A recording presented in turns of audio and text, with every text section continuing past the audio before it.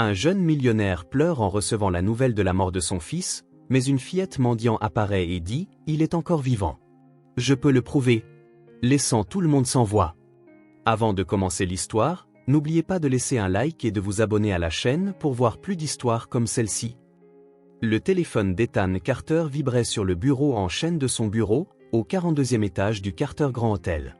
Il jeta un coup d'œil distrait à l'écran tout en finalisant les détails d'un contrat d'expansion qui doublerait le nombre déjà impressionnant d'établissements de sa chaîne hôtelière.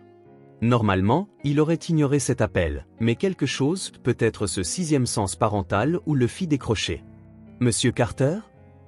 La voix masculine à l'autre bout du fil sonnait formelle, portant un ton qu'il reconnut immédiatement comme celui annonçant une mauvaise nouvelle. « Oui, c'est moi. » Ethan desserra sa cravate, ressentant une soudaine oppression dans sa poitrine. « Ici l'officier Bennett du commissariat de police de la ville. » Un court silence, le genre qui précède une information difficile. « Monsieur, je suis profondément désolé de vous informer qu'il y a eu un accident impliquant votre fils, Jacob. » Le temps sembla s'arrêter.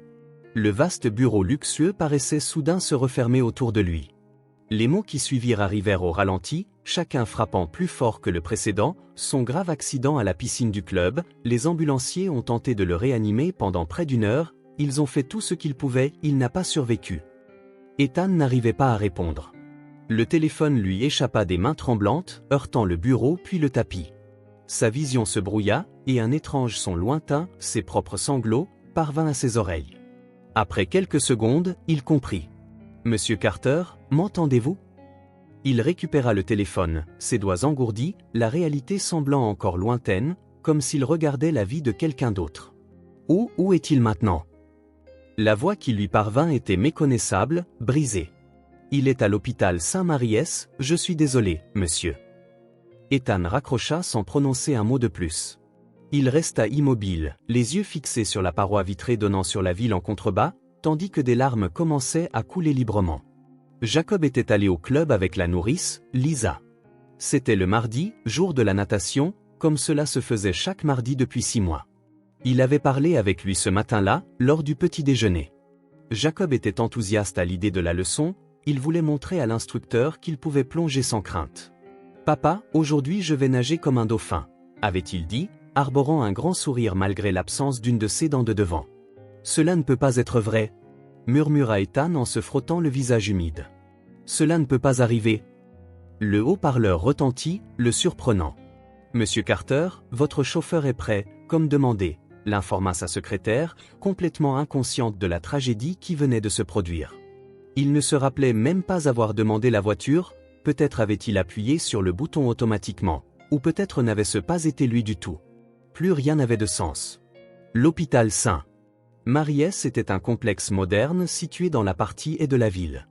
Ethan traversa ses portes automatiques tel un somnambule, les yeux rouges et le visage marqué par les larmes. « Je ne peux pas retenir mon fils », dit-il d'une voix tremblante à la réceptionniste. « Jacob Carter. J'ai reçu un appel au sujet d'un accident. » Le regard compatissant de la femme était une réponse en soi. Elle passa quelques appels rapides, et bientôt un médecin d'âge moyen, aux cheveux grisonnants et à l'expression grave, vint à sa rencontre. « Monsieur Carter, je suis le docteur Mercer. Je suis vraiment désolé pour votre fils. » Ethan hocha la tête mécaniquement. Le médecin le conduisit à travers des couloirs blancs éclairés par des lumières froides et intenses.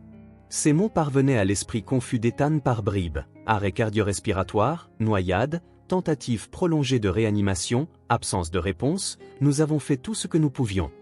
Comment cela a-t-il pu arriver ? Parvint-il à demander, la voix presque à murmure. Il était en cours de natation avec un instructeur professionnel, répondit le médecin, et d'après ce que nous savons, il y eut un moment où l'instructeur a dû aider un autre enfant. Cela s'est produit en quelques minutes. Lorsqu'ils s'en sont aperçus, Jacob était déjà au fond de la piscine. Ethan ferma les yeux de toute sa force, l'horreur de la scène se formant dans son esprit. Son petit Jacob, effrayé, seul, luttant sous l'eau. La culpabilité le submergea. Pourquoi n'était-il pas là ? Pourquoi avait-il toujours mis le travail en premier ? Vous devez identifier le corps, dit le médecin en s'arrêtant devant une porte grise ornée d'une petite fenêtre vitrée. Êtes-vous prêt ? Quelle question ridicule. Comment pourrait-on être prêt à identifier le corps de son enfant ? Pourtant, Ethan hocha la tête. Son corps se déplaçait par pur instinct. La pièce était petite et froide, avec des murs carrelés de blanc qui accentuaient l'éclairage dur et impersonnel. Un brancard recouvert d'un drap occupait le centre de la salle. L'air froid sentait le désinfectant hospitalier, une odeur qui resterait à jamais gravée dans sa mémoire, liée à cet instant précis. Le médecin s'approcha du brancard, regarda Ethan comme pour chercher une dernière permission et retira délicatement le drap. Le visage de Jacob apparut, pâle et serein, donnant l'impression qu'il dormait simplement. Ses cheveux bruns étaient encore humides, les taches de rousseur sur son nez, héritées de sa mère, et ses lèvres étaient maintenant incolores. C'était son fils, et pourtant il n'y avait plus l'énergie, la vie, ni le sourire espiègle. Les jambes d'Ethan cédèrent et il s'écroula à genoux sur le sol froid, un sanglot déchirant s'échappant de sa gorge. Les larmes reprirent de plus belle, brouillant sa vision. Il tendit la main pour toucher le visage de son fils, mais s'arrêta à mi-chemin, terrifié à l'idée que ce contact confirme la réalité de ce cauchemar. « Jacob, » murmura-t-il, la voix étranglée, « s'il te plaît, ne me quitte pas. » Le médecin posa une main sur son épaule. « Je suis vraiment désolé, monsieur Carter. Nous avons tout fait. » Ethan ne répondit pas. Les mots lui manquaient, son monde s'était effondré. Il y a 5 ans, lors de la naissance de Jacob par une nuit pluvieuse de septembre, sa vie avait enfin trouvé un sens, quelque chose qu'elle n'avait jamais connu auparavant. Les hôtels, l'argent, la reconnaissance, tout cela n'avait plus d'importance comparé au sourire de son fils, à son rire, au contact de ses petites mains. « J'ai besoin d'un moment », réussit-il à dire entre deux sanglots. Le médecin acquiesça et quitta la pièce silencieusement, offrant à père et fils un dernier moment d'intimité. Ethan s'approcha du brancard et toucha enfin le visage de son fils du bout de ses doigts tremblants. La peau était froide, si froide. « Je suis désolé, » murmura-t-il, des larmes coulant sur le drap blanc, « j'aurais dû être là, je t'aurais dû protéger, c'était mon devoir de te protéger. » Il passa ses doigts dans les cheveux humides de Jacob, se rappelant combien de fois il l'avait fait pour l'aider à s'endormir, combien d'histoires il n'avait pas racontées parce qu'il était trop occupé, combien de jeux il avait manqué, combien de promesses brisées du « la prochaine fois, je serai là ».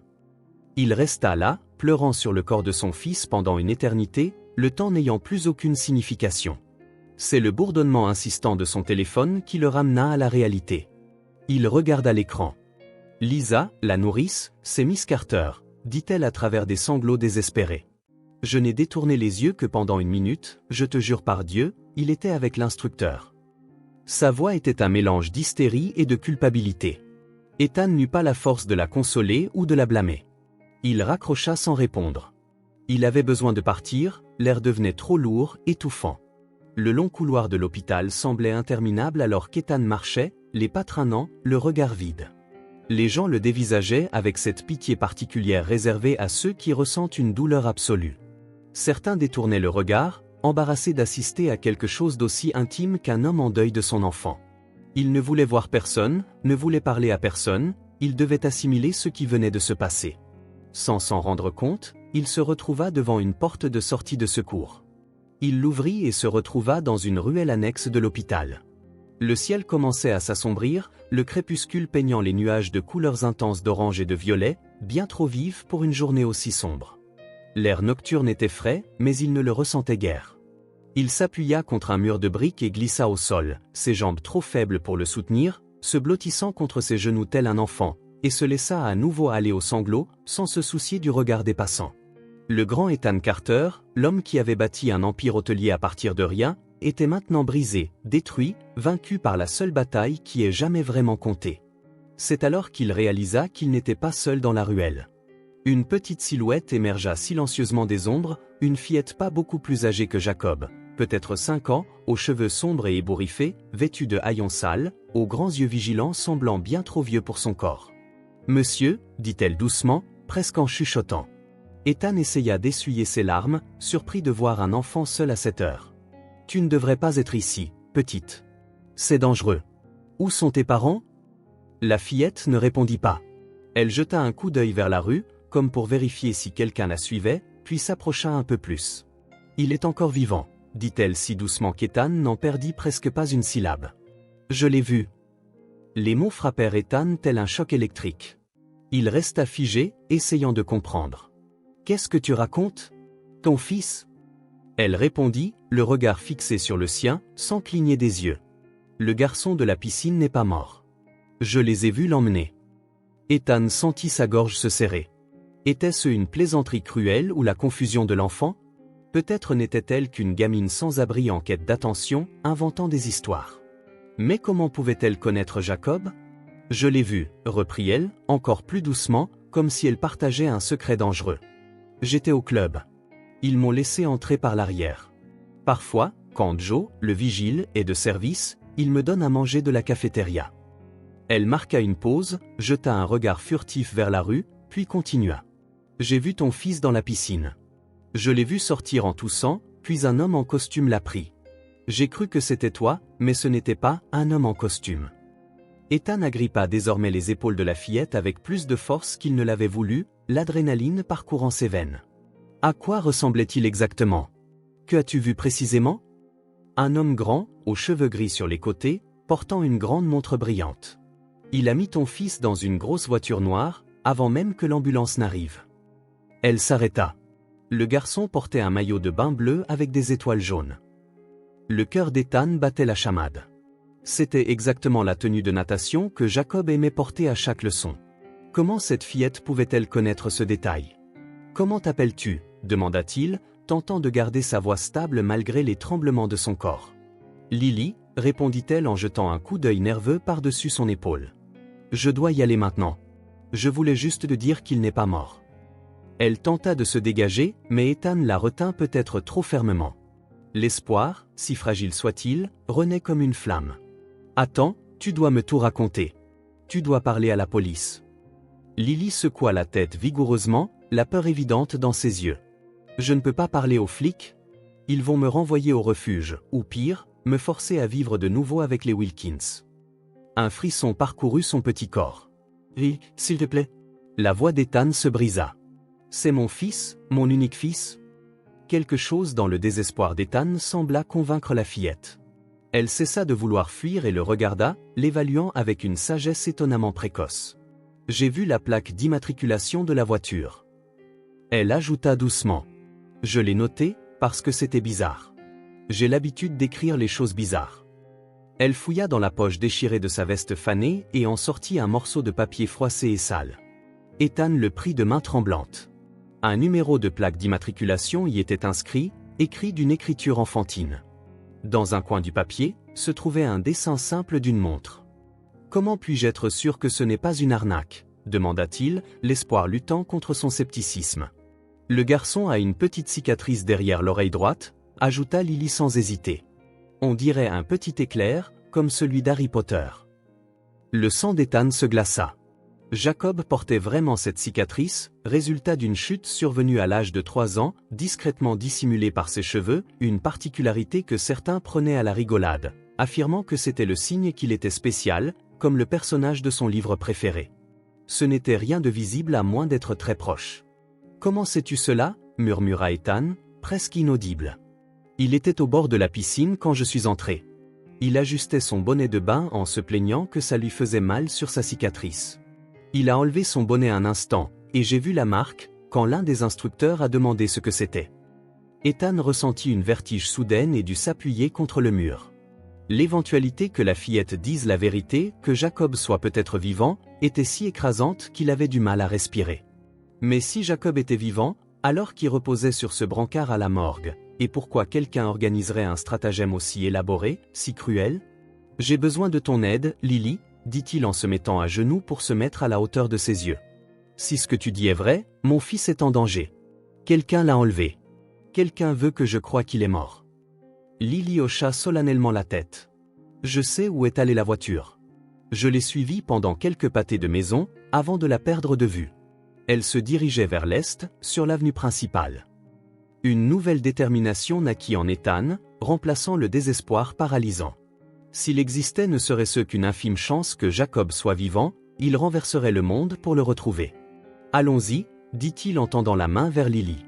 Je veux que tu me montres tout et que tu me racontes exactement ce que tu as vu. La fillette hésita un instant, regardant sa main tendue comme si c'était un piège, puis elle posa lentement sa petite main dans la sienne. Alors qu'il quittait l'hôpital, Ethan ne put s'empêcher de jeter un dernier regard au bâtiment, celui où il croyait avoir tout perdu. Si Jacob n'était pas mort, Qui était alors celui qui reposait dans la morgue, et pourquoi quelqu'un irait jusqu'à de tels extrêmes? La certitude qu'il se passait quelque chose de très anormal grandissait en lui. Quelqu'un avait soigneusement orchestré tout cela, quelqu'un qui connaissait sa vie, ses habitudes, quelqu'un ayant accès à des informations privilégiées, quelqu'un qui voulait le détruire. Et cette personne avait commis l'erreur grave de laisser derrière elle un petit témoin nommé Lily. Plus tard, Ethan s'assit dans le fauteuil du salon de la chambre de Jacob, tenant contre lui l'ours en peluche préféré de son fils. C'était la 3e nuit depuis l'accident supposé, aux 3 jours d'un véritable montagne russe émotionnelle qui l'avait laissé épuisé et confus. Par moments, l'espoir prenait le dessus. Les informations de Lily semblaient si précises, si détaillées la cicatrice derrière l'oreille, le maillot de bain, les détails sur le club. Comment une fillette sans domicile fixe pouvait-elle savoir tout cela si elle n'avait pas réellement vu ce qui s'était passé? Pourtant, dans les heures les plus sombres de la nuit, le doute s'immisçait. Et si tout cela n'était qu'un mécanisme de défense, si son désespoir était tel qu'il voulait croire à tout prix que Jacob n'était pas mort? « Je deviens fou !» murmura-t-il dans la pièce vide, passant une main dans ses cheveux ébouriffés, ses yeux brûlants de fatigue. Il n'avait dormi que quelques heures depuis que tout était arrivé. Il se leva et se dirigea vers l'étagère pleine de jouets et de livres. Il saisit une photo encadrée de Jacob au parc, souriant, avec une glace au chocolat dégoulinant sur ses doigts. Sa poitrine se serra. « Où es-tu, mon fils ?» murmura-t-il en touchant le verre du cadre. Son téléphone vibra dans sa poche. C'était Kevin, son avocat et ami de l'université. « Ethan, nous devons parler, » dit Kevin d'un ton sec. « Kevin, j'ai des informations sur le corps. Qu'as-tu découvert ?» Le cœur d'Ethan se mit à battre à tout rompre, non pas pour le téléphone, mais parce qu'il devait se rendre au bureau dans 1 heure, comme l'ordonnait l'appel, qui se termina brusquement, le laissant encore plus anxieux. Il regarda à nouveau la chambre de Jacob, où les jouets soigneusement rangés n'avaient pas été touchés depuis des jours. La nourrice, Lisa, avait démissionné le lendemain de l'accident, submergée par la culpabilité ou autre chose. Un doute surgit soudain en lui. Lisa avait travaillé pour lui pendant seulement 8 mois. Elle avait d'excellentes références et était très attentive à Jacob, mais sa disparition soudaine par téléphone, sans même être revenu pour récupérer ses affaires, paraissait suspecte. Il reprit son téléphone et composa de nouveau le numéro de Lisa. La messagerie renvoya le même résultat. Un frisson parcourut son échine. Le cabinet d'avocat était situé en centre-ville, dans un bâtiment historique rénové. Kevin l'attendait dans une salle de conférence privée, le visage tendu et inquiet. « Tu as l'air épouvantable », dit Kevin en lui indiquant la chaise en face de lui. « Je n'ai pas dormi », répondit Ethan en s'asseyant. « Que as-tu trouvé ?» Kevin hésita en regardant le dossier fermé sur la table. « J'ai un ami, médecin légiste, qui a examiné de manière non officielle les relevés concernant le corps identifié comme étant Jacob. Il y a des incohérences ?» Ethan sentit le sang pulser à ses tempes. « Quel genre d'incohérence ?» Pour commencer, le rapport médical indique une noyade, mais l'examinateur a remarqué l'absence de certains signes typiques de noyade, et il y a autre chose. Kevin ouvrit le dossier et fit glisser une feuille de papier sur la table, des empreintes digitales. Ethan ramassa le document, mais les termes techniques et les codes n'avaient aucun sens pour lui. Lorsqu'un enfant naît, l'hôpital collecte ses empreintes digitales, c'est une procédure standard. Kevin pointa le document. Mon ami a comparé les empreintes du corps avec celles des registres de naissance de Jacob. Elles ne correspondent pas.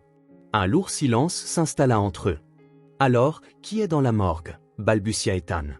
Nous ne savons pas. Un enfant qui lui ressemble, du même âge, même corpulence. Ethan se leva, incapable de rester assis. La confirmation que Jacob pourrait être vivant le remplit d'un espoir presque douloureux. Qu'est-ce que la police en dit à ce sujet ? Kevin grimaça.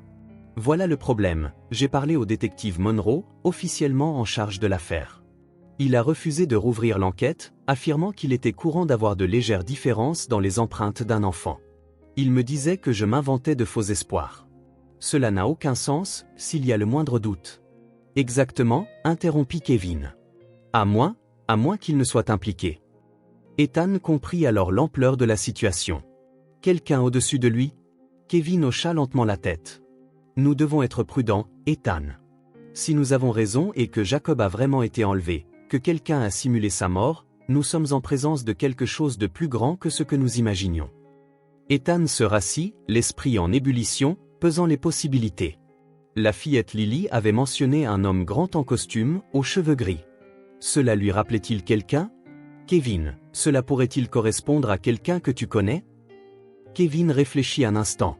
Ça pourrait être n'importe qui, mais cela me fait me demander qui aurait un mobile pour te faire ça. La question plana quelques instants avant que Kevin ne continue. Ta chaîne hôtelière s'est développée très rapidement ces 5 dernières années. Tu as froissé des gens, des concurrents à qui tu as volé des affaires, d'anciens partenaires qui se sont sentis trahis, des employés licenciés. C'est insensé. Ethan secoua la tête. Il s'agit de business, pas de crime organisé. Parfois, la ligne est plus mince que ce que nous voudrions. Kevin dit d'un ton grave. Souviens-toi de l'affaire Henderson, ce terrain sur lequel tu as construit le Carter Seaside Resort. Henderson était furieux quand tu as remporté l'appel d'offres. Il était persuadé que ce terrain lui appartenait et a proféré des menaces. Ce n'étaient que les mots d'un homme frustré, répliqua Ethan, mais une graine de doute avait été semée. De plus, Henderson n'a pas de cheveux gris, il est pratiquement chauve. Il aurait pu engager quelqu'un. Ethan, et Lisa, la nourrice, elle a disparu, ne répond plus à mes appels. C'est suspect. Kevin acquiesça. Je vais engager un détective privé pour l'enquêter discrètement. Ethan marcha vers la fenêtre, regardant la ville en contrebas, pensant à Jacob, quelque part, seul et effrayé, loin de chez lui. Je veux reparler à Lily, dit-il résolument. Il me faut en savoir plus sur ce qu'elle a vu. Mais retrouver Lily ne fut pas chose aisée. La fillette n'avait pas d'adresse fixe, se déplaçant entre refuges et rues. Ethan passa le reste de la journée à fouiller autour de l'hôpital, interrogeant les passants à son sujet. Finalement, un marchand de fleurs au coin de la rue lui parla de la petite Lily, aux cheveux noirs et aux grands yeux, qui traînait habituellement sur la place principale par beau temps. Ethan suivit ce renseignement et trouva Lily assise sur un banc en pierre, observant des pigeons. Elle sembla nerveuse à sa vue, mais ne s'enfuit pas. « Bonjour, Lily », dit-il doucement, s'approchant lentement pour ne pas l'effrayer. « Tu te souviens de moi ?» Elle hocha la tête. « Tu es la fille du garçon de la piscine ?» Ethan s'assit à côté d'elle, en gardant une distance respectueuse. « J'ai encore besoin de ton aide. Peux-tu me raconter plus en détail ce que tu as vu ce jour-là? As-tu vu l'homme qui a emmené Jacob ?» Lily hésita, regardant autour d'elle comme pour s'assurer qu'on ne l'écoutait pas. « Je t'ai déjà tout dit, s'il te plaît, essaie de te souvenir d'autres détails. Tout pourrait t'aider. As-tu vu l'homme qui a emmené Jacob? » Pas vraiment, j'étais trop loin. Mais, j'ai entendu quelqu'un parler avec une femme, ils se sont disputés. Le cœur d'Ethan s'emballa. Une femme? Comment était-elle? Elle avait de longs cheveux bruns, portait des vêtements de sport. Cette description aurait pu correspondre à n'importe qui, y compris à des dizaines de personnes qui fréquentaient le club, mais une suspicion commença à germer dans l'esprit de Lily. Était-ce la femme qui était avec Jacob auparavant? L'accompagnait-elle? La fillette réfléchit un instant, puis hocha la tête. Oui, elle était avec lui avant la leçon. Je les ai vus discuter? Ça devait être Lisa. As-tu entendu leur dispute? Que disaient-ils? Je n'ai pas tout entendu, ils étaient trop éloignés. Mais elle semblait nerveuse, je l'ai entendu dire quelque chose comme « ce n'était pas l'accord, ce n'était pas l'accord ». Ces mots résonnèrent dans l'esprit d'Ethan. Une conspiration? Alors, Lisa était impliquée. Après que l'homme eut mis le garçon dans la voiture, serait-ce elle qui serait restée, criant et appelant à l'aide?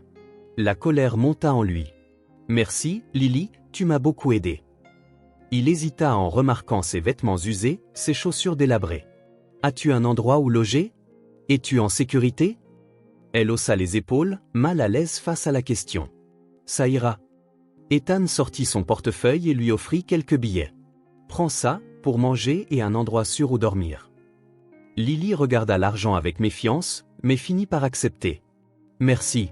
Si tu te souviens de quoi que ce soit ou si tu as besoin d'aide, appelle-moi. » Ethan inscrivit son numéro sur une carte. « Tu peux me joindre à tout moment. » De retour dans son appartement vide, Ethan avait la tête qui tournait sous le flot des nouvelles informations. La confirmation par empreinte, l'implication de Lisa, la description de l'homme mystérieux.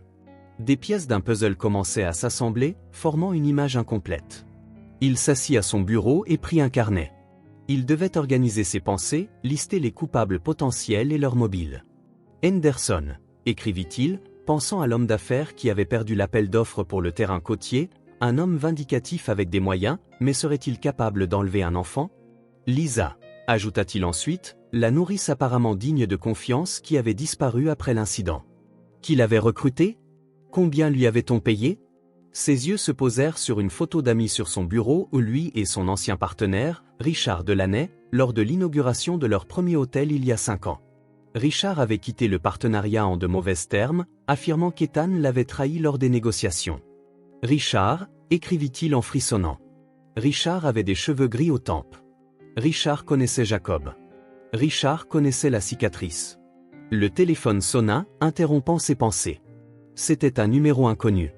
Ethan Carter? La voix féminine à l'autre bout était hésitante. Ici Lisa Jenkins. Le sang d'Ethan se glaça. Lisa, je pensais justement à toi. Un bref silence s'ensuivit. Monsieur Carter, j'ai besoin de vous parler en personne. C'est intéressant. J'essaie de vous joindre depuis des jours. Je suis désolé? Elle semblait nerveuse.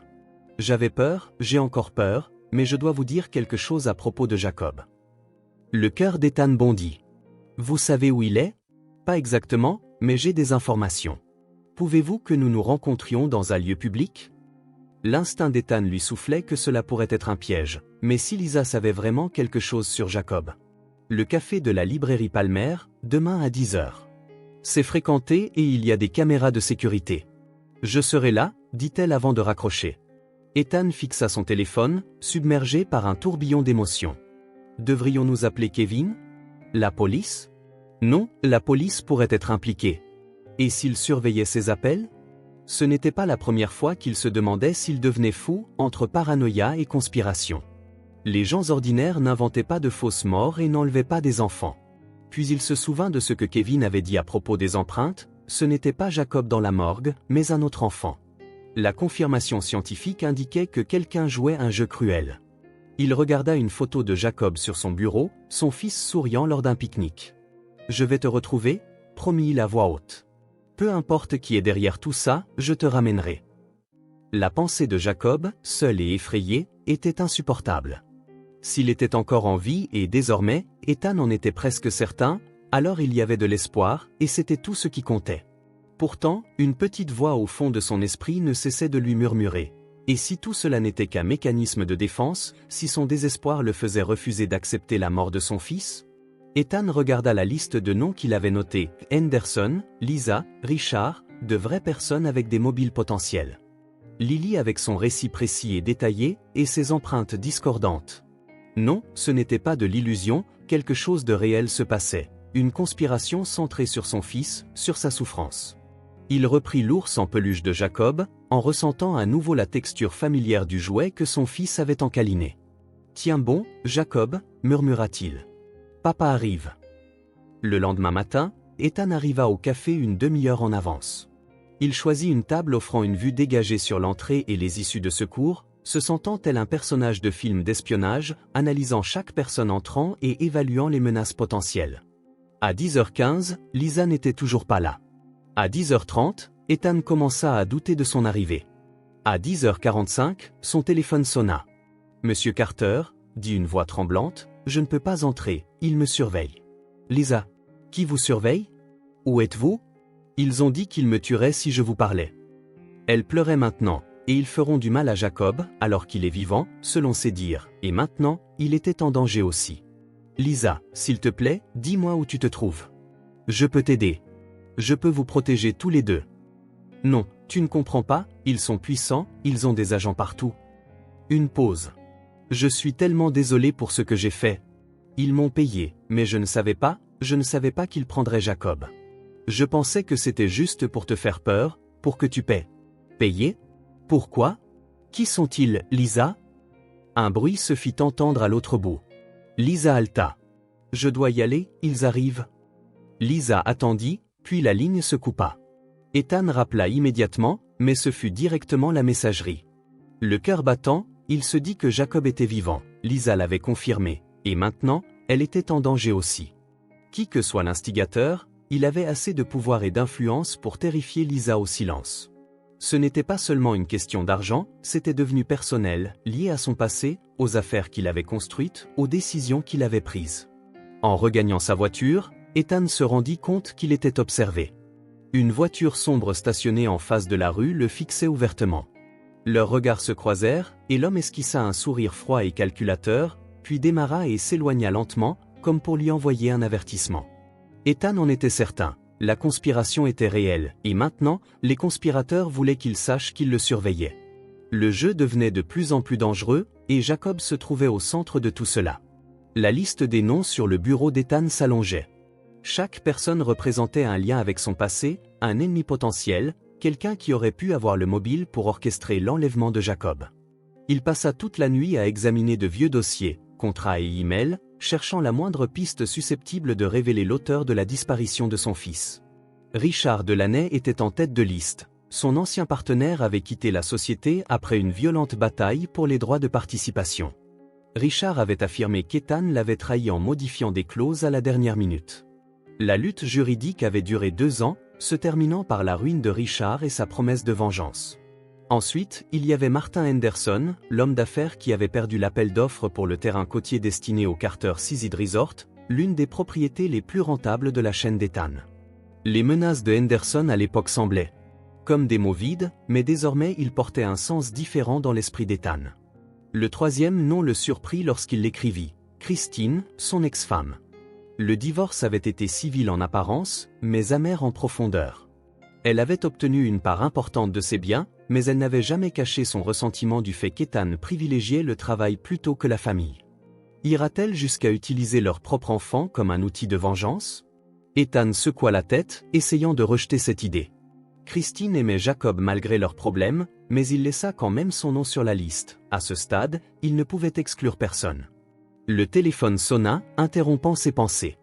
C'était Kevin. « J'ai des nouvelles de Lisa », déclara l'avocat sans préambule. « Mon enquêteur l'a retrouvée. » Le cœur d'Ethan se mit à battre la chamade. Oh! Dans un motel de bord de route, en périphérie de la ville. Elle utilisait un faux nom et payait en liquide. Elle avait l'air effrayée, comme si elle fuyait quelqu'un.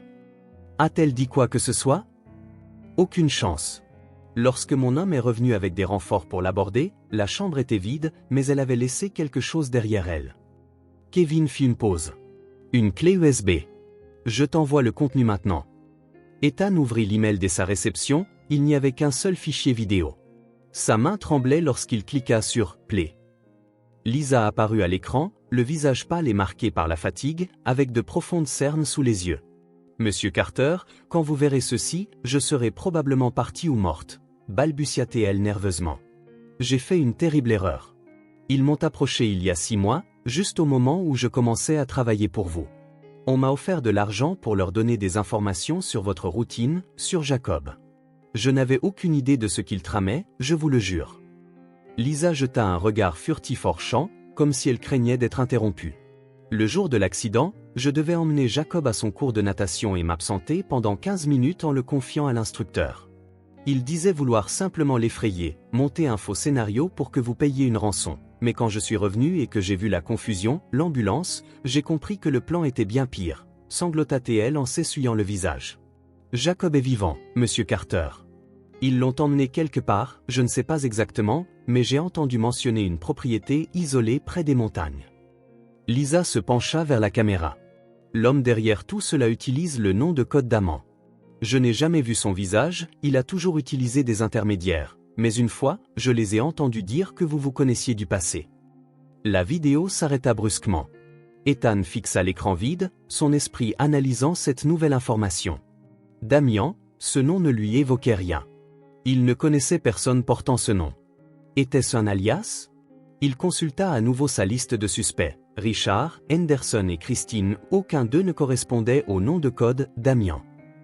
Il devait élargir ses recherches, creuser plus profondément dans son passé. Mais à quelques miles de là, dans une maison isolée sur les pentes des montagnes, Jacob Carter était assis sur un lit étrange, les genoux ramenés.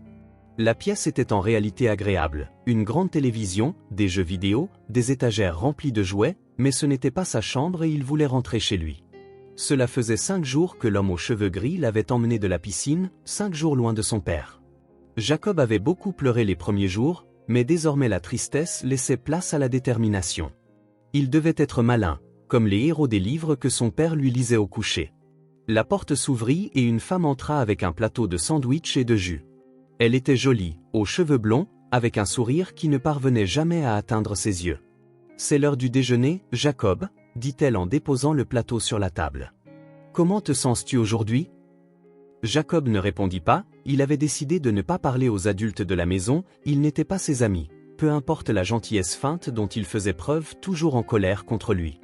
La femme s'assit au bord du lit. « Écoute, je sais que ton père te manque, mais ce n'est que pour un petit moment. Je te promets que tu le reverras bientôt. » Avant qu'il ne puisse arrêter le mot, il s'échappa, et la femme sembla surprise d'entendre sa voix. « Bientôt, ton père s'occupera de choses importantes. Juste pour lui dire que je vais bien. » « On ne peut pas faire ça maintenant, chérie, » répliqua-t-elle en ajustant la couverture sur le lit, « mais bientôt, d'accord. Maintenant, mange ton déjeuner, et plus tard, nous pourrons regarder un film, si tu veux. » Dès qu'elle partit, Jacob courut à la porte et y pressa son oreille.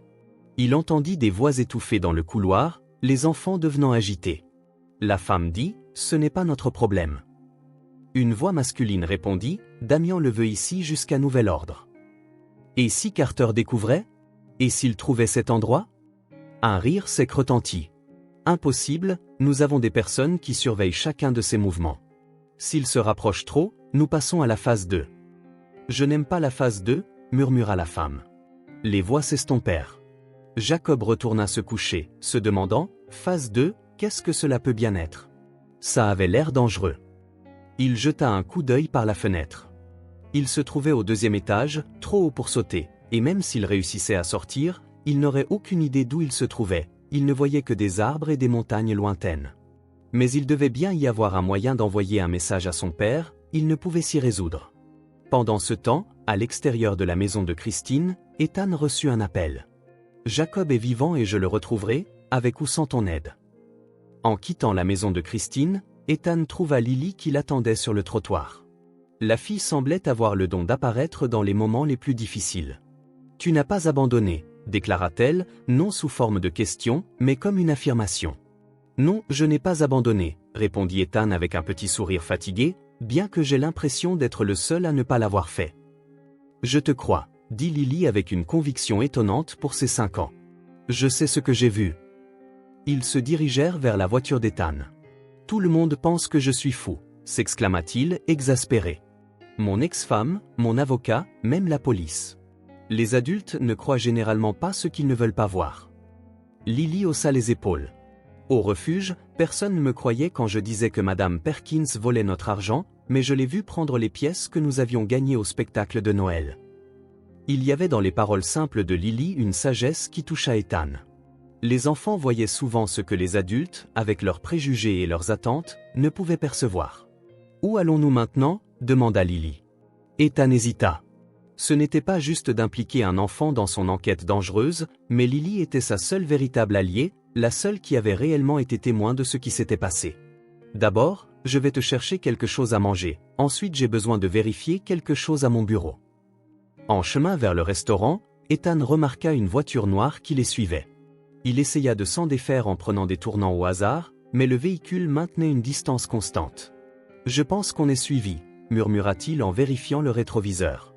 Lily se retourna dans son siège. « Est-ce la même voiture qu'avant ? » ?»« Quelle voiture ? » ?»« Celle près de la maison de ton ex-femme, avec des vitres teintées noires. » Ethan ressentit un frisson. Lily était incroyablement observatrice. « Peut-être avons-nous atteint le restaurant et la voiture mystérieuse a disparu, » pensa-t-il. Pendant le déjeuner, Ethan tenta de ne pas se préoccuper des implications d'être surveillé, se concentrant sur le bien-être de Lily. Elle dévora un énorme burger et des frites, comme si elle n'avait pas mangé depuis des jours, et peut-être n'avait-elle vraiment pas mangé depuis longtemps. « Où habites-tu ? » demanda Ethan, réalisant qu'il en savait très peu sur elle. Elle haussa de nouveau les épaules, un geste devenu habituel. « Beaucoup d'endroits, parfois au refuge de Pine Street s'ils ont de la place, parfois chez des gens que je connais. Pas de famille. Ma mère est morte quand j'étais bébé, je n'ai jamais connu mon père, » dit-elle, sans se lamenter, se contentant d'énoncer les faits. Les services sociaux ont essayé de me placer en famille d'accueil, mais cela n'a jamais marché, ajouta-t-elle. Ethan ressentit une vague de compassion pour cette fillette, si jeune et pourtant si indépendante par nécessité. « Comment es-tu arrivé au club ce jour-là ? » « Je te l'ai déjà dit. » Le garde de sécurité, Joe, me laisse entrer. Parfois, j'aide à ramasser les serviettes et il me donne à manger. Ce jour-là, j'étais dans le vestiaire quand j'ai entendu le tumulte à la piscine. Je suis sorti pour voir ce qui se passait, et c'est là que j'ai vu ton fils et l'homme en costume. L'histoire de Lily ne comportait aucune incohérence apparente, du moins, aucune qu'Ethan put détecter, et elle n'avait rien à gagner à mentir. Après le déjeuner, ils se rendirent au bureau d'Ethan dans l'hôtel principal de sa chaîne. Dans l'ascenseur, Lily semblait impressionnée par le luxe qui l'entourait, bien qu'elle s'efforçât de ne pas le montrer. « Tu es vraiment riche, hein ?» demanda-t-elle alors qu'il montait jusqu'au dernier étage. Ethan sourit. « J'ai assez d'argent, mais j'ai appris à la dure que cela n'achète pas ce qui compte vraiment. » Dans son bureau, Ethan commença à examiner de vieux dossiers du personnel, cherchant quelqu'un qui pourrait utiliser le nom de code d'Amiens ou avoir des liens avec ce nom. Il s'intéressait particulièrement aux personnes qui avaient travaillé avec lui au début de sa carrière, lorsqu'il posait les fondations de son empire hôtelier. Lily erra dans la pièce, examinant avec curiosité les objets sur le bureau et les photos accrochées au mur. Elle s'arrêta devant une photo en particulier montrant Ethan lors d'une cérémonie de remise de prix, debout à côté d'un homme plus âgé. « Qui est-ce » demanda-t-elle en pointant du doigt. « Marcus Wells, c'était mon mentor quand j'ai commencé dans le secteur hôtelier. Il est décédé il y a quelques années. » Et celle-ci ? Elle désigna une autre photo où Ethan apparaissait avec un groupe d'hommes en costume devant un bâtiment en construction. « C'est l'équipe qui a travaillé sur mon premier hôtel. » Cette photo date d'il y a environ 15 ans. Lily examina l'image avec attention. « Qui est l'homme aux lunettes de soleil ?» Ethan s'approcha en regardant la personne qu'elle indiquait, un homme mince, légèrement en retrait du groupe, presque au bord de la photo. Daniel Morgan. C'était l'un des architectes. Il n'est pas resté longtemps dans l'entreprise, il avait un problème d'alcool, si je me souviens bien. La fillette reprit son exploration pendant qu'Ethan continuait ses recherches. Après près d'une heure passée à consulter dossiers numériques et papier, il se pencha en arrière, épuisé et frustré. Rien. Aucune référence au nom d'Amiens, aucune piste sur l'auteur de l'enlèvement de Jacob. Essaie de chercher parmi les personnes que tu as lésées, suggéra Lily depuis le canapé où elle feuilletait un magazine. Ethan fronça les sourcils. Lésés, tu sais, des gens qui ont perdu leur emploi, leur argent, ce genre de choses à cause de toi. Il réfléchit. Dans l'industrie hôtelière, si compétitive, de nombreuses personnes se retrouvaient lésées lors des expansions et restructurations, des employés licenciés, de petits hôtels fermés faute de pouvoir rivaliser, des associés minoritaires dont les parts étaient diluées, cela ferait des centaines de victimes. Mais il doit y avoir quelqu'un dont tu te souviens, quelqu'un qui s'est vraiment fâché. La logique simple de Lily était frappante. Ethan se laissa tomber dans son siège, ferma les yeux, tentant de se rappeler des confrontations marquantes de sa carrière. Il y avait la famille Donovan, dont le petit hôtel familial avait fait faillite quand il ouvrit un complexe de luxe dans la même région, où le père avait fait une scène lors de l'inauguration, hurlant des accusations. Ou encore Jennifer, une cadre qu'il avait licenciée pour suspicion de fraude, qui avait menacé de le poursuivre en justice. C'est alors que son téléphone vibra avec un SMS d'un numéro inconnu. En l'ouvrant, il sentit son sang se glacer. « Si tu continues, tu ne reverras jamais Jacob », disait le message, accompagné d'une photo montrant Jacob, apparemment endormi dans une pièce inconnue. Ethan faillit laisser tomber son téléphone.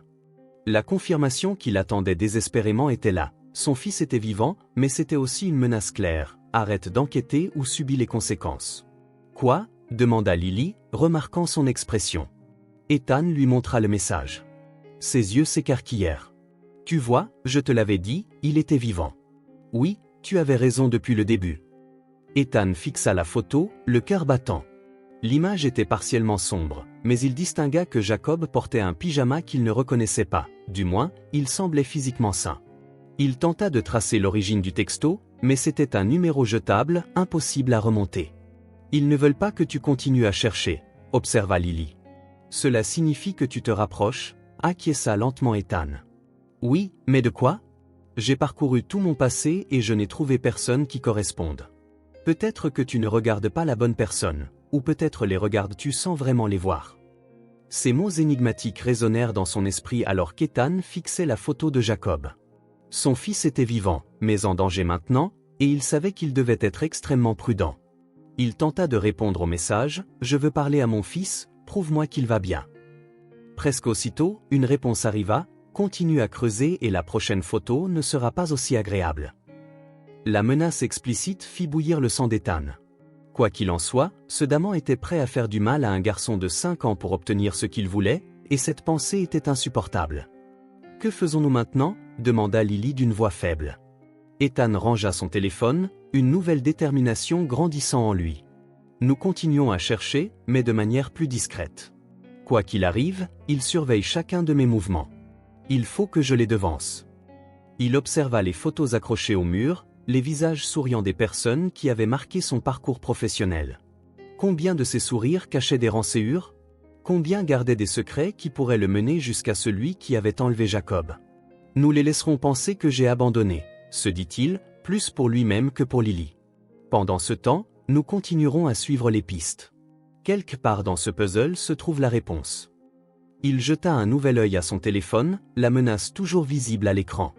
Quel que soit ce daman, il surveillait chacun de ses pas et cela commençait à l'inquiéter.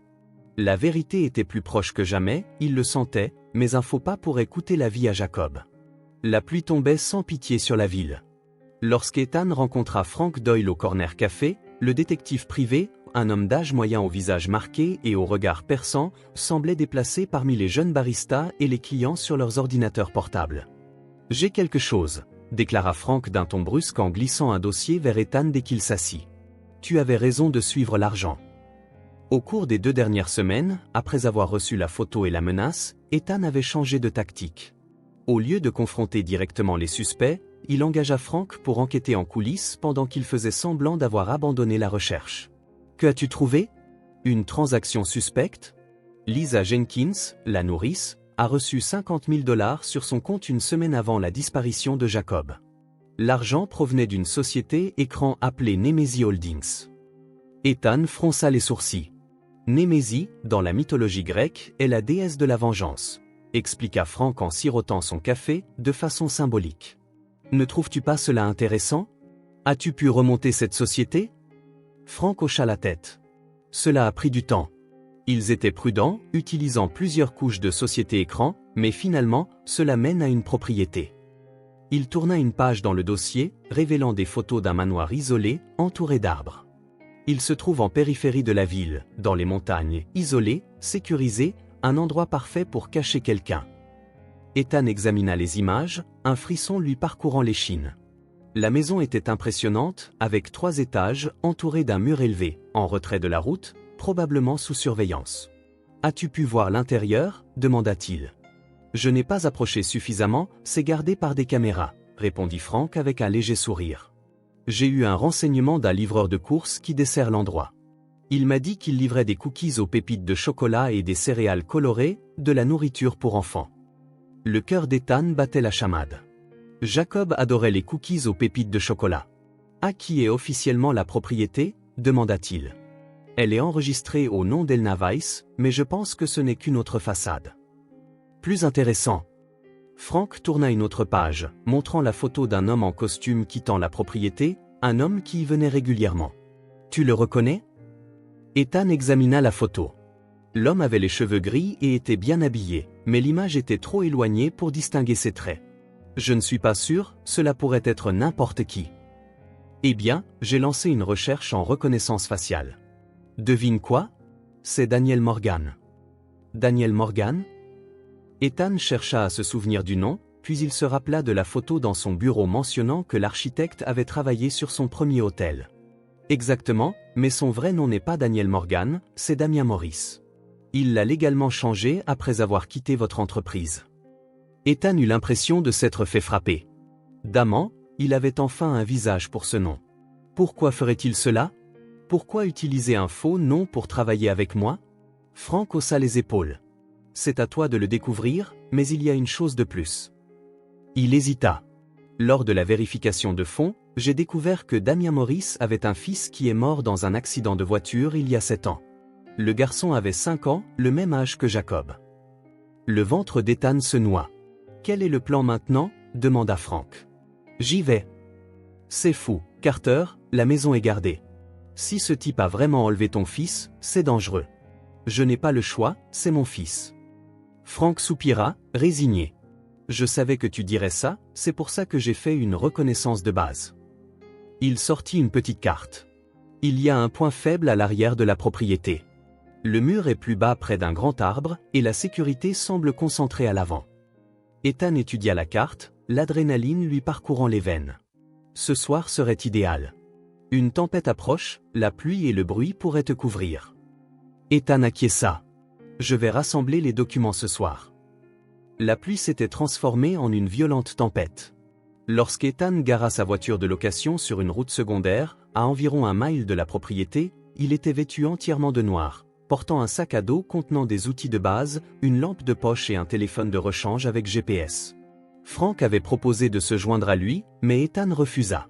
Si quelque chose tournait mal, il lui faudrait quelqu'un à l'extérieur pour appeler à l'aide. Le détective attendait désormais dans une voiture à proximité, surveillant les environs. Le trajet jusqu'à la propriété fut ardu, à travers une végétation dense et de la boue. La forte pluie obscurcit sa vision, mais masqua également ses mouvements.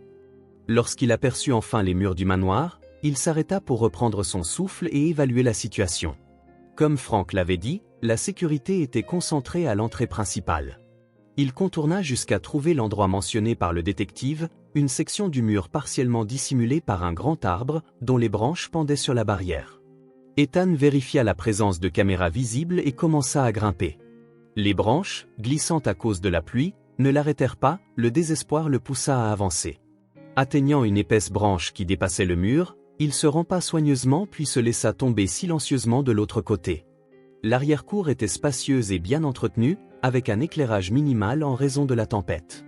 Ethan se glissa parmi les arbustes, observant la maison. Quelques lumières étaient allumées, principalement au premier étage. Au deuxième, seule une fenêtre brillait. Se déplaçant comme une ombre, Ethan explora le premier étage.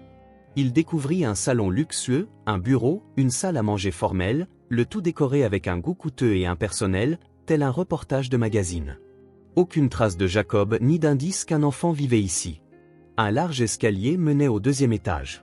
Ethan monta lentement, s'arrêtant à chaque marche pour ne faire aucun bruit. En haut, un long couloir s'étendait, bordé de plusieurs portes. La lumière qu'il avait aperçue de l'extérieur provenait de la dernière porte à droite. Il s'en approcha prudemment, inspectant les autres portes au passage. La première révélait une chambre d'amis immaculée, apparemment inutilisée. La deuxième était verrouillée. La troisième était une salle de bain luxueuse. C'est la quatrième porte qui faillit lui couper le souffle. Ici, enfin, il y avait des signes de Jacob. La chambre était décorée de couleurs vives, avec des étagères de jouets et un lit d'enfant aux draps de super-héros, ses préférés. Au mur pendaient des dessins colorés, sans doute les œuvres de son fils. Ethan sentit des larmes lui monter aux yeux en examinant les images. L'un des dessins représentait 2 bonshommes, l'un grand, l'autre petit, se tenant la main, avec en arrière-plan ce qui semblait être un autel. Dans un coin, l'écriture désordonnée de Jacob disait « Moi et Daddy ». Mais la chambre était vide. Le lit, soigneusement fait, indiquait que Jacob n'y était pas. Où pouvait-il être à cette heure? Dormir dans une autre pièce? Peut-être qu'un bruit dans le couloir interrompit ses pensées. Ethan se cacha rapidement derrière la porte, le cœur battant, tandis que de légers pas s'approchaient. La porte s'ouvrit légèrement et une femme entra. Il s'agissait sans doute de la même femme que Jacob avait décrite, car elle était blonde. Elle entra, regarda autour de la pièce vide, puis soupira. Elle ramassa un ours en peluche posé sur le lit et le déposa délicatement, presque de manière maternelle. Le dos tourné, elle ignorait la présence d'Ethan. Il devait décider rapidement, la confronter ou la laisser. S'il la maîtrisait, il pourrait la forcer à révéler l'emplacement de Jacob, mais cela risquait d'alerter d'autres personnes dans la maison. Alors qu'il hésitait, elle se retourna et poussa un cri en le voyant. Ethan se précipita, lui couvrant la bouche de sa main. « Ne crie pas », murmura-t-il d'une voix urgente. « Je ne veux pas te faire de mal, je veux juste récupérer mon fils. » Ses yeux s'écarquillèrent de peur, et elle hocha lentement la tête. Ethan se détendit légèrement. « Où est Jacob ?» demanda-t-il à voix basse. « Il n'est pas ici », répondit-elle en tremblant. « Damien l'a emmené plus tôt. »« Oh !»« À la maison du lac, » dit-elle. Il avait peur. « Tu te rapproches trop. » Ethan ressentit un mélange de frustration et d'espoir. « Quand reviennent-ils ? Demain, peut-être, ou après-demain. Damien ne m'a pas tout dit. Qui d'autre est dans la maison en ce moment ? Juste moi et un garde en bas, regardant la télé. Ethan examina son visage, essayant de discerner si elle disait la vérité. Comment t'appelles-tu? Cla. Tu dois comprendre, Jacob est mon fils, il a 5 ans. Quoi qu'ait dit Damian à mon sujet, sur les raisons pour lesquelles il fait cela, c'est mon enfant qui souffre. Quelque chose scintilla dans ses yeux, de la culpabilité, peut-être. Je sais que c'est ton fils. Je sais que c'est mal, ajouta-t-elle en baissant les yeux, mais je n'ai pas le choix. Damian, ce n'est pas un homme que tu peux défier. Aide-moi, implora Ethan. Dis-moi où se trouve la maison du lac. Cla hésita, visiblement déchiré. Tue-moi s'il découvre ça, je peux te protéger. J'ai des ressources, de l'influence, je peux te garder en sécurité, dit-elle après un moment de réflexion, puis soupira enfin. La maison du lac se trouve sur la rive nord du lac Willow, à environ 20 miles d'ici. C'est la seule propriété là-bas, isolée, mais, elle se mordit la lèvre, pas seule, il y a plus de sécurité. Merci, dit Ethan en relâchant son emprise. Je pars par le chemin par lequel je suis entré. Tu n'as pas besoin de dire à qui que ce soit que j'étais ici. Cla hocha lentement la tête. Ne blesse surtout pas Jacob. C'est un bon gamin, je ne ferai jamais de mal à mon fils. Ethan la regarda intensément. Contrairement à ton patron, qui ne rechignait pas à le traumatiser. Il s'apprêtait à partir quand de lourds pas résonnèrent dans le couloir, probablement le garde vérifiant quelque chose. Ethan regarda Cla, silencieusement suppliant. Elle sembla prendre une décision rapide. Dans le placard, Ethan se cacha pendant que Cla ouvrait la porte pour intercepter le garde. « Tout va bien, Cla ?» demanda-t-il. « J'ai cru entendre des voix, juste moi, au téléphone, » répondit-elle avec un calme surprenant, vérifiant auprès de Daman à propos du garçon. « Oh, tout va bien. » « Oui, il dort profondément, selon Daman. » Elle s'avança dans le couloir en refermant la porte derrière elle. « Je vais me préparer du thé, tu en veux ?» Leurs voix se turent dans le couloir. Ethan attendit encore quelques minutes avant de sortir du placard. Il jeta un dernier coup d'œil au dessin de Jacob, l'espoir renaissant en lui. Dans sa poitrine, encore, son fils était vivant, et maintenant il savait où le trouver. Willow Lake scintillait sous le soleil du matin comme un miroir. Lorsqu'Ethan arriva dans la région, il avait conduit toute la nuit, déterminé à ne plus perdre de temps. Frank avait tenté de le convaincre d'attendre pour mieux planifier, mais la patience d'Ethan avait atteint ses limites. D'un point de vue élevé, utilisant des jumelles, il aperçut l'écouse. Elle était plus petite que le manoir, mais toujours impressionnante, une construction en bois et en pierre, au bord de l'eau, avec un quai privé et un bateau à moteur, comme l'avait dit CLA, et il semblait être la seule propriété de la région. Ethan l'observa pendant presque 1 heure, étudiant la routine. Il vit 2 hommes, qui semblaient être des gardes patrouillant le périmètre, changeant de poste toutes les demi-heures. Il remarqua une brève lacune dans leur rotation, environ 2 minutes, lorsqu'une partie de l'arrière était laissée sans surveillance. Il décida que c'était sa meilleure chance. Il se fraya prudemment un chemin jusqu'au bord du lac, se dissimulant parmi les arbres. Le terrain autour de la maison était plus dégagé que celui du manoir, rendant l'approche plus risquée.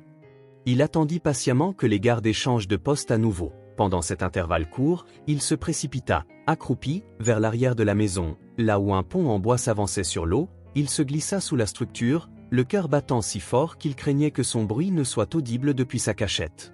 Il pouvait entendre des voix à l'intérieur. L'une était profonde et autoritaire, vraisemblablement celle de Damian, l'autre, petite et enfantine, appartenait à Jacob. Son fils était vivant et à seulement quelques pas de lui.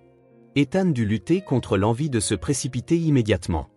Les heures passèrent lentement. Ethan resta caché, observant les mouvements et planifiant sa prochaine action. Il aperçut Jacob lorsque le garçon monta brièvement sur le pont avec un homme plus âgé, sans aucun doute Damian. Le cœur d'Ethan se serra à la vue de son fils. Jacob semblait physiquement en forme, mais il y avait une tristesse dans ses yeux qui n'avait jamais été là auparavant. Au coucher du soleil, l'opportunité se présenta enfin. L'un des gardes reçut un appel téléphonique et s'éloigna pour y répondre, tandis que l'autre se trouvait à l'avant de la propriété. Damian et Jacob étaient alors entrés à l'intérieur après le dîner. Ethan se précipita, grimpa sur le pont et testa la porte arrière. Elle était déverrouillée, une négligence imprudente née de la confiance en leur isolement.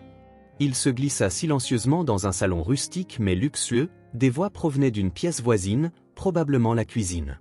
Ethan avança en rampant, restant dans l'ombre. Il put voir Jacob assis à une table, mangeant de la glace, tandis que Damian, le dos tourné, lavait la vaisselle. Puis-je regarder la télévision après ? Demanda Jacob, sa voix petite mais indubitablement la sienne. 1 heure seulement, puis l'heure du coucher, répondit Damian sans se retourner. Quand vais-je voir mon père ? La question resta en suspens un instant. Damian éteignit le robinet et se sécha les mains. Jacob, nous avons déjà parlé de cela, ton père est occupé en ce moment. Quand il aura terminé ses affaires importantes, il viendra te chercher, c'est toujours ce que tu dis. La voix de Jacob portait une note de frustration. Ça fait tant de jours. Je sais, mon garçon, je sais, répliqua Damian, d'un ton teinté d'une étrange nuance presque de remords. Jacob finit sa glace et descendit de la chaise. Je vais regarder la télévision dans le salon, d'accord ? Je serai ici si tu as besoin de quoi que ce soit. Le garçon quitta la cuisine en se dirigeant vers Ethan, qui se cacha rapidement derrière un canapé. Une fois que Jacob fut dans le salon et avait allumé la télévision, Ethan attendit qu'il s'installe avant de passer à l'action.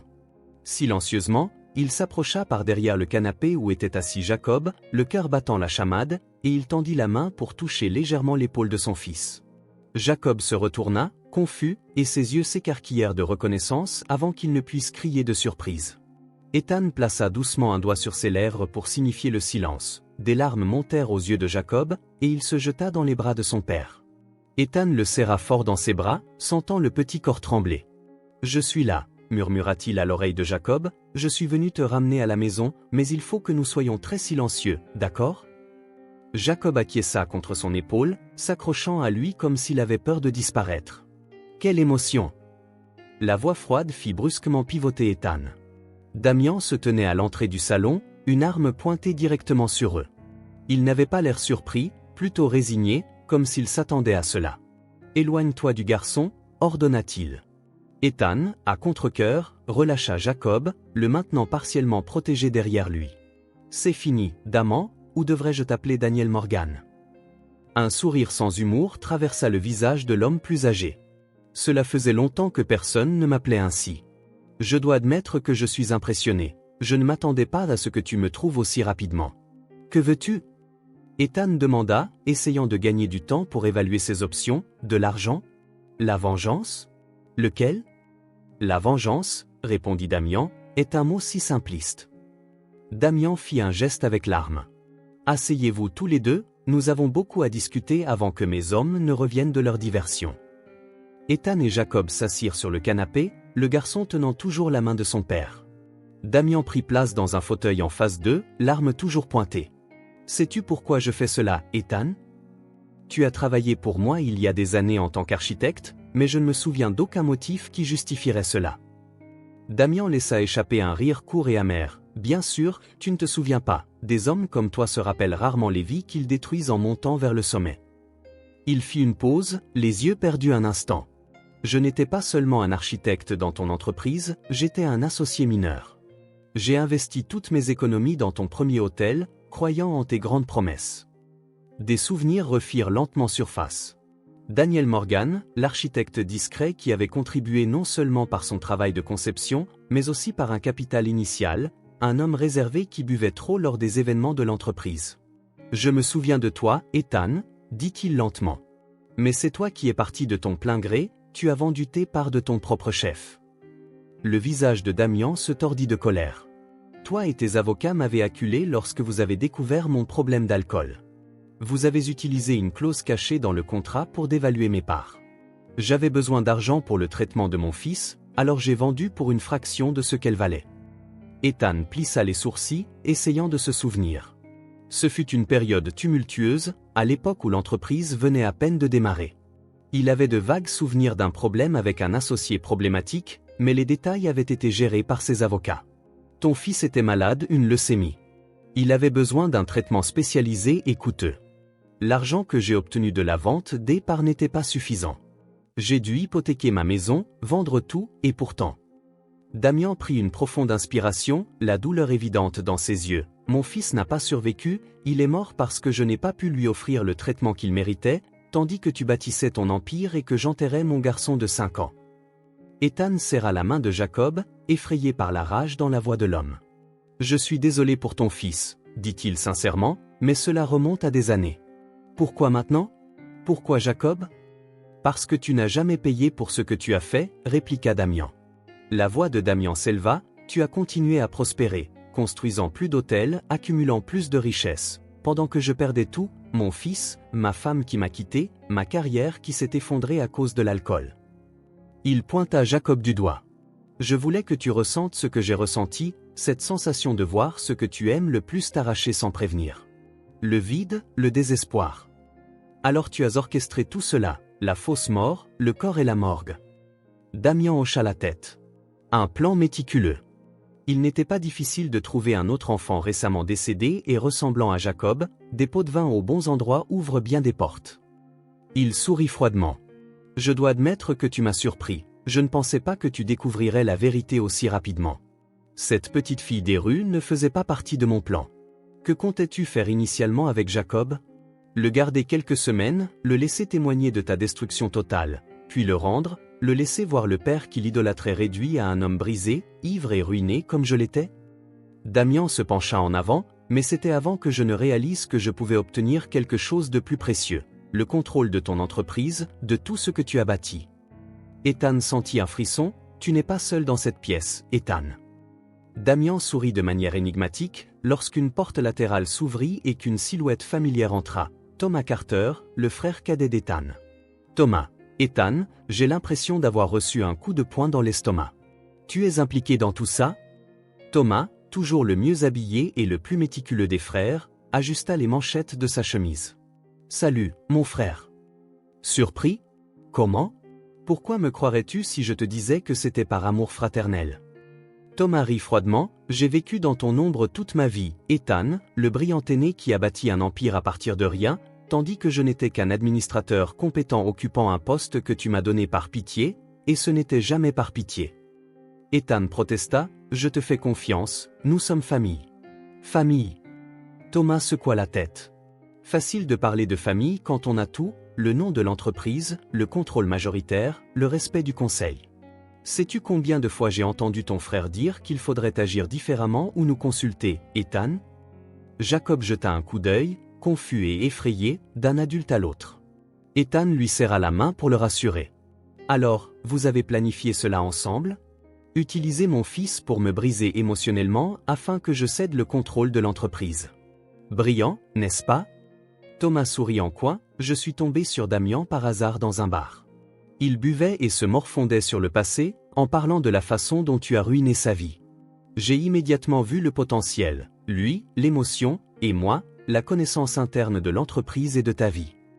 Il haussa les épaules avec élégance, une association parfaite.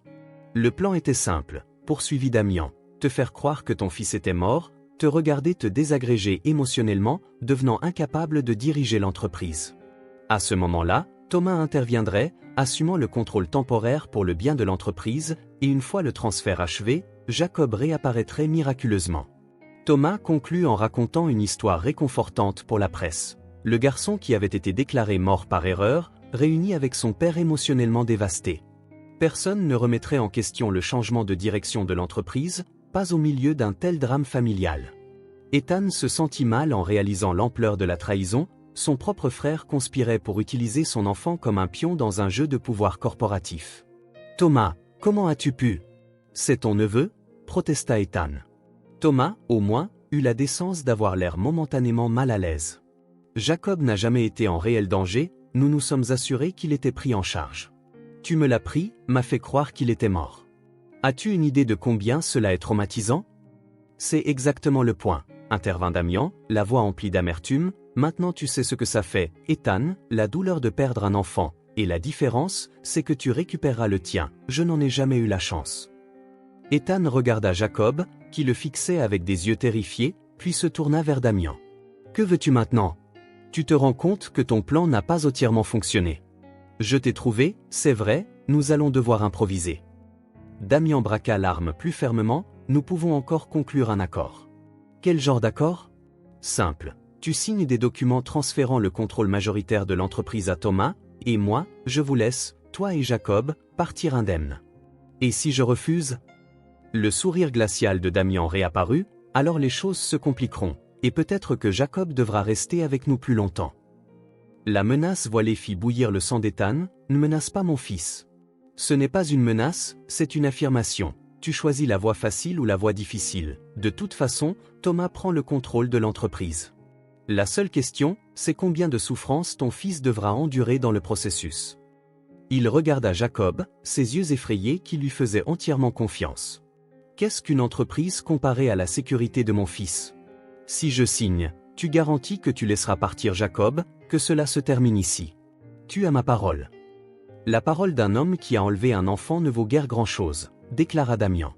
Ethan répliqua avec amertume, considère autre chose, mon frère. Thomas ajouta, d'une voix douce et menaçante, si tu insistes pour poursuivre la vérité, en nous affrontant au tribunal, j'exposerai ton secret, Ethan. Ethan sentit son sang se glacer. Quel secret? Thomas sourit sans chaleur, comment tu as réellement obtenu le financement initial pour ton premier hôtel, comment tu as détourné des fonds du compte de nos parents, comment tu as falsifié des signatures. Ce n'est pas vrai, protesta Ethan. Ce n'était pas le cas. Thomas haussa un sourcil. J'ai les documents originaux, Ethan, ceux que tu pensais avoir détruits. Imagine comment le conseil et les actionnaires réagiraient s'ils découvraient que ton empire a été bâti sur la fraude. Ethan sentit le poids de son passé s'abattre sur lui. Il avait été jeune, désespéré, convaincu que la fin justifiait les moyens, une erreur dont il n'aurait jamais imaginé qu'elle le hanterait. Je l'ai fait pour nous aider, pour aider la famille. Non, tu l'as fait pour t'aider toi-même à réaliser ton ambition, répliqua Thomas. Thomas s'approcha, sa voix se fit plus basse. Chapitre 12, la réunion et un choix. Note du traducteur, le texte original inclut un nouveau titre Cap 12. Nous le maintenons ici comme faisant partie de la structure et de la numérotation de l'histoire. L'histoire se poursuit de manière fluide dans la même structure de paragraphes. La lumière de l'aube filtrait à travers les fenêtres de l'hôpital, baignant la pièce d'une lueur dorée. Ethan n'avait pas lâché la main de Jacob depuis que l'équipe de secours les avait trouvés à la Lakehouse. L'opération, coordonnée en hâte à la suite de l'appel désespéré d'Ethan à Frank, avait abouti à une confrontation tendue, mais fort heureusement, sans blessure grave. Jacob dormait maintenant, son petit corps enfin détendu après l'adrénaline et le stress des dernières heures. Les médecins assurèrent à Ethan que son fils allait bien physiquement, sans aucun signe de maltraitance ou de négligence, mais recommandèrent une observation afin d'évaluer tout impact psychologique. Ethan observa le visage de Jacob, s'émerveillant de chaque détail qu'il craignait de ne jamais revoir. Les taches de rousseur sur son nez, si semblables à ceux de sa mère, les longs cils qui projetaient de douces ombres sur ses joues, la petite cicatrice en forme d'éclair derrière son oreille, datant de ses 3 ans. Son fils, son trésor, était de retour. Un léger coup à la porte interrompit son récit. Kevin entra, ayant l'air aussi épuisé qu'Ethan après toutes ces heures de tension. « Comment va-t-il » demanda l'avocat en s'approchant du lit où il dormait paisiblement. Ethan répondit d'une voix basse, de peur de réveiller Jacob, « Les médecins disent qu'il va s'en sortir. » Kevin hocha la tête, soulagé. « J'ai des nouvelles, la police a arrêté Thomas et Damien. Ils n'ont pas opposé de résistance. » Damien confessait tout, probablement pour réduire sa peine, en incriminant Thomas dans chaque détail. Ethan ressentit une pointe de douleur à la pensée de son frère, la trahison était encore une plaie béante, difficile à accepter. Le conseil est en session d'urgence, ajouta Kevin. Dès qu'ils ont découvert ce que Thomas a fait, ils ont voté à l'unanimité pour le destituer. Ils attendent tes instructions pour les prochaines étapes. L'entreprise peut attendre, poursuivit Kevin. Ethan serra doucement la main de Jacob. Pour l'instant, je ne peux penser qu'à lui. La conversation fut interrompue par un mouvement depuis le lit. Les yeux de Jacob s'ouvrirent en clignant contre la lumière. « Papa, dit-il d'une voix faible, toujours endormi, je suis là, champion. » Ethan se pencha et embrassa le front de son fils. « Ici, dit-il. » Jacob regarda autour, reconnaissant le cadre de l'hôpital, une lueur de peur traversa son visage. « Ils ne vont plus me reprendre, n'est-ce pas ? Jamais plus. » La voix d'Ethan était ferme et pleine de conviction, les méchants ont été arrêtés, ils sont loin et ne peuvent plus te faire de mal. Jacob sembla assimiler l'information un instant. Oncle Thomas aussi ? Il fait partie des méchants ? La question innocente frappa Ethan comme un coup, car même à 5 ans, Jacob comprenait la trahison. Oui, malheureusement, il a fait quelque chose de très mal, mais il est puni pour cela maintenant. Jacob acquiesça, acceptant l'explication avec la simplicité d'un enfant. Puis-je avoir de la glace pour le petit déjeuner ? Ethan rit, les larmes au coin des yeux. La capacité des enfants à aller de l'avant et à retrouver une normalité, même après un traumatisme, était stupéfiante. Je pense qu'aujourd'hui, nous pouvons faire une exception. Kevin quitta la pièce discrètement, laissant le père et le fils en toute intimité, pendant que Jacob dévorait sa glace au chocolat, gracieuseté d'une infirmière souriante. Les pensées d'Ethan dérivèrent vers la chaîne d'événements qui les avait conduits ici. Sans cette petite fille dans la ruelle de l'hôpital, il n'aurait peut-être jamais découvert la vérité. Lily, la seule personne qui avait cru en lui dès le début, qui était restée à ses côtés lorsque tout le monde doutait de sa santé mentale, la fille sans abri, sans famille ni domicile, qui avait risqué sa vie pour aider un inconnu. « Qu'est-ce que c'est, papa ?» demanda Jacob en remarquant son expression songeuse. « Je pense à quelqu'un de très spécial, la personne qui m'a aidé à te retrouver. »« Qui ?» ?»« Une fille nommée Lily. Elle t'a vu, t'a pris et m'a dit. Sans elle, j'aurais peut-être cru. » Ethan ne put terminer la phrase, l'idée d'accepter la mort de Jacob était insupportable. « Puis-je la rencontrer ?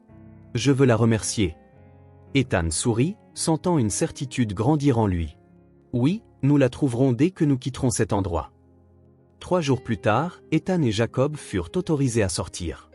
La presse, bien entendu, avait eu vent de l'histoire. Il était impossible de garder secret l'enlèvement avorté du fils d'un homme d'affaires de premier plan, mais Kevin avait géré la situation habilement, limitant l'accès et protégeant la vie privée de la famille. Ethan refusa toutes les interviews, ne publiant qu'une brève déclaration remerciant les autorités et demandant du respect pendant la convalescence de son fils. Ce que les médias ne savaient pas et n'avaient pas besoin de savoir, c'est que sa première destination après l'hôpital n'était pas son manoir, mais le refuge Pine Street. L'endroit était modeste, une vieille maison victorienne transformée en refuge temporaire pour enfants sans abri. La directrice, une femme aux cheveux gris et aux yeux bienveillants, écouta attentivement alors qu'Ethan expliquait sa recherche de Lily. « Elle n'est pas souvent dans le coin ces derniers temps, » dit-elle, l'inquiétude sur le visage. Lily a toujours été trop indépendante pour son bien. Elle se présente pour un repas chaud quand il fait vraiment froid, mais elle ne passe presque jamais la nuit. Sais-tu où elle pourrait être ? Pas vraiment, répondit-elle.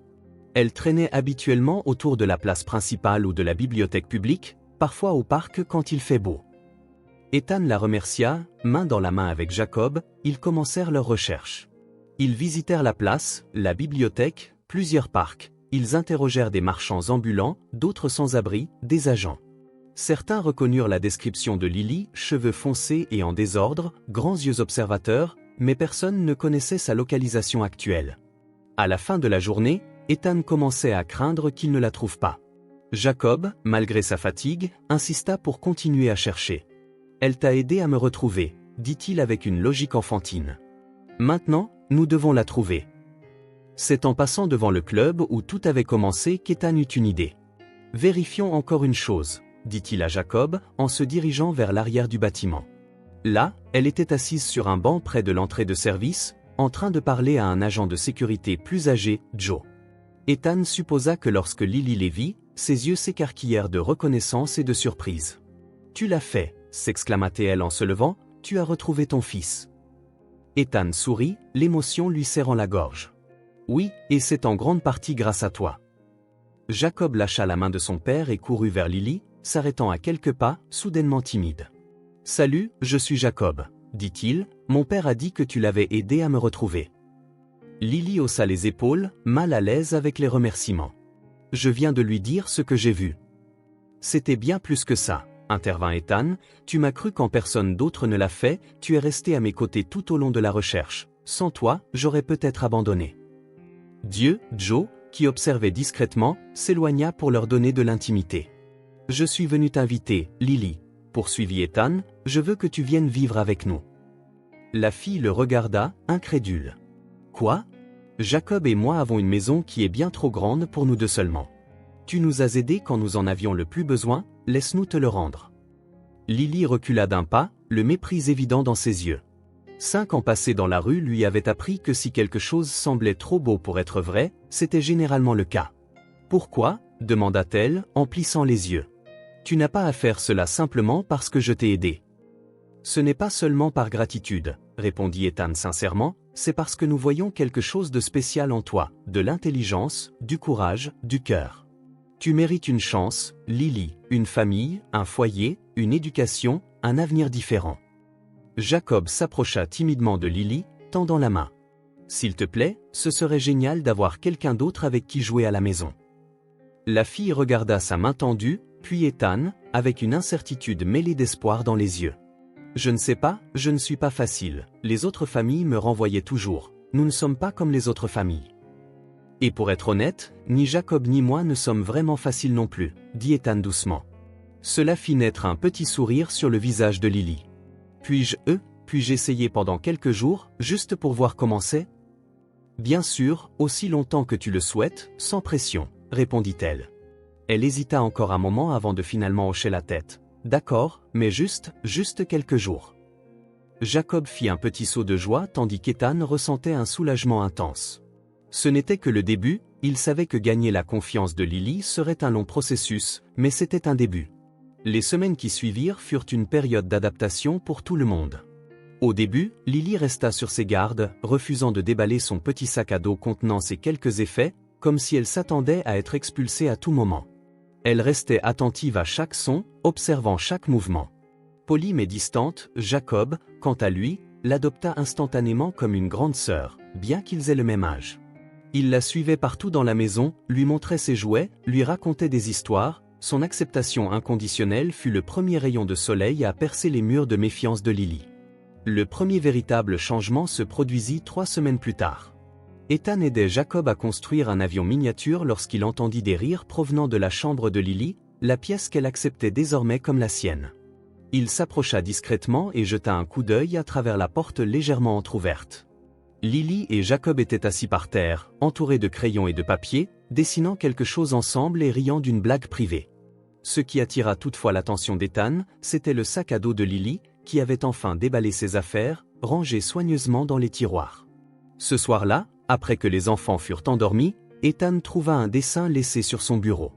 Il montrait 3 bonshommes, un homme grand, un garçon et une fille, tous se tenant la main dans un coin. Dans l'écriture enfantine de Lily, il était inscrit « Merci ». Les larmes lui embuèrent la vue alors qu'il rangeait délicatement le dessin dans un tiroir. Quelque chose d'important avait commencé à guérir en eux tous. 6 mois s'écoulèrent. Le procès de Thomas et de Damian fut rapide grâce aux aveux et à l'abondance de preuves. Thomas reçut 12 ans pour complot en vue d'enlèvement, tentative d'extorsion et fraude. Damian, jugé pour son rôle direct dans l'intrigue et sa coopération éventuelle, fut condamné à 8 ans. L'entreprise se stabilisa après le scandale initial. Ethan mit en place d'importants changements administratifs, incluant la distribution d'une partie de ses actions aux employés de longue date, créant ainsi un sentiment de propriété collective et d'un but commun plus fort. Mais sa plus grande transformation fut personnelle. Ses heures de travail diminuèrent drastiquement, ses priorités changèrent. Désormais, il manquait rarement un match de football de Jacob ou une présentation scolaire de Lily, qui s'était remarquablement bien adaptée à l'école privée dans laquelle il l'avait inscrite. Ce samedi matin, tous les 3 se promenèrent dans le parc, profitant du soleil printanier. Jacob et Lily couraient en avant, poursuivant un frisbee, tandis qu'Ethan les regardait avec un sourire satisfait. « Papa, regarde comme je m'améliore !» s'écria Lily en lançant le frisbee dans un arc parfait que Jacob attrapa d'un saut habile. Le mot « papa » était encore nouveau sur ses lèvres, utilisé avec parcimonie, comme un trésor précieux qu'elle craignait de gaspiller à chaque fois. Lorsqu'Ethan l'entendit, une chaleur emplit sa poitrine d'une manière qu'aucun succès professionnel n'avait jamais réussi à provoquer. Le processus d'adoption de Lily était presque achevé. Cela avait été étonnamment simple, compte tenu de son influence et du fait que personne ne l'avait réclamé pendant 5 ans. Dans quelques semaines, ce serait officiel, Lily Carter, sa fille aux yeux de la loi, comme elle l'était déjà dans son cœur. « Ils ont l'air heureux », dit une voix derrière lui. Ethan se retourna, surpris de voir Christine, son ex-femme, se tenir à côté de lui.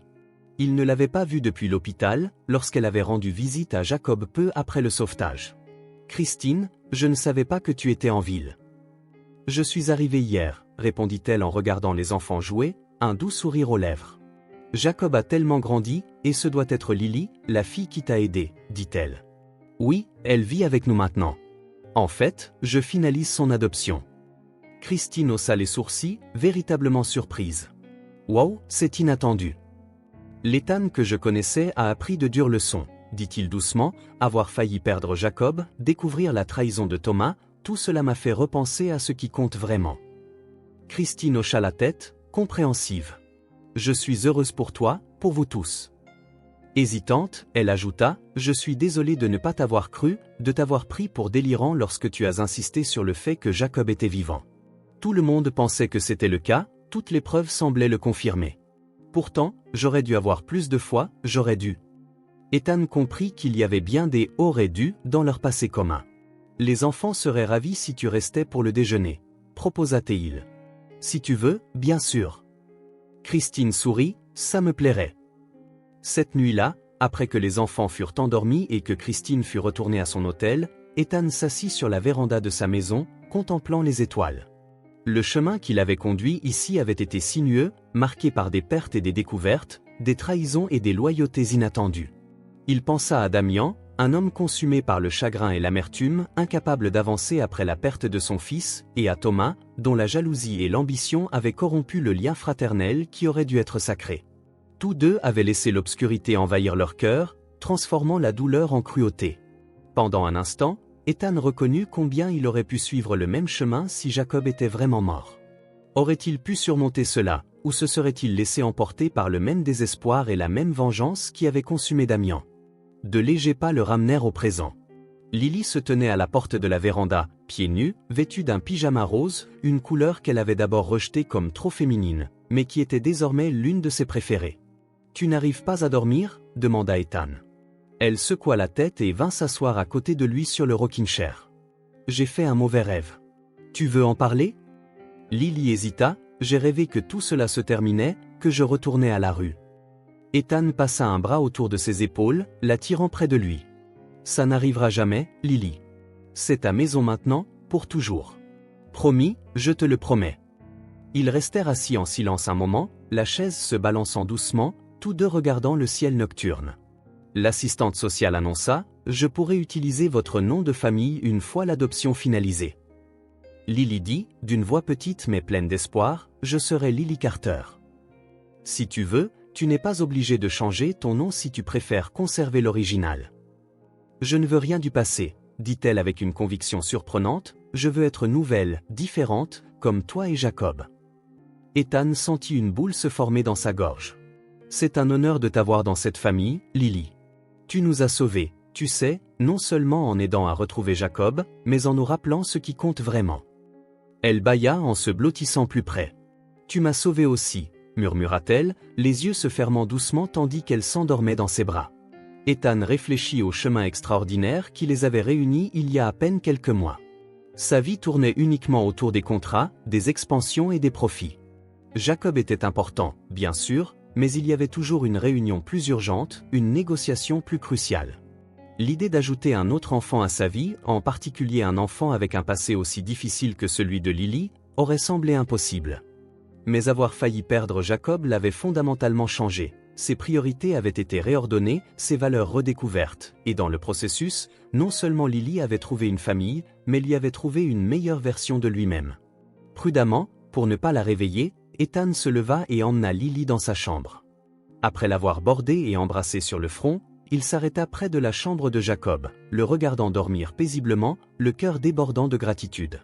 Le souffle final de la vérité n'avait pas été celui du désespoir, comme il le craignait, mais celui de la libération, une vérité qui l'avait libéré des chaînes de l'ambition débridée et de la peur de la perte, lui montrant que ce qui compte vraiment a toujours été là, les personnes qu'il aimait et qu'il aimait en retour.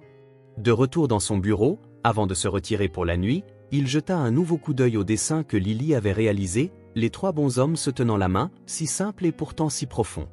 L'enfant qui avait vu la vérité quand tout le monde doutait lui avait désormais enseigné la plus importante des vérités. Le véritable succès ne réside pas dans les réalisations matérielles, mais dans les liens humains que nous tissons, les cœurs que nous touchons, l'amour que nous partageons. À demain, murmura-t-il au dessin, une promesse non seulement à Lily et à Jacob, mais aussi à lui-même, la promesse de continuer à choisir ce qui compte vraiment, chaque jour, pour tous les lendemains à venir. Et Ethan Carter, autrefois défini par ses hôtels et sa fortune, se définissait désormais par quelque chose de bien plus précieux. Le petit garçon qu'il appelait « papa » et la fille qui, contre toute attente, était également devenue sa fille. Chaque tour de ces hôtels pouvait atteindre les nuages, mais elle ne serait jamais aussi haute que ce qu'il avait réellement construit. Une famille où les blessures pouvaient guérir et où de nouveaux départs étaient possibles.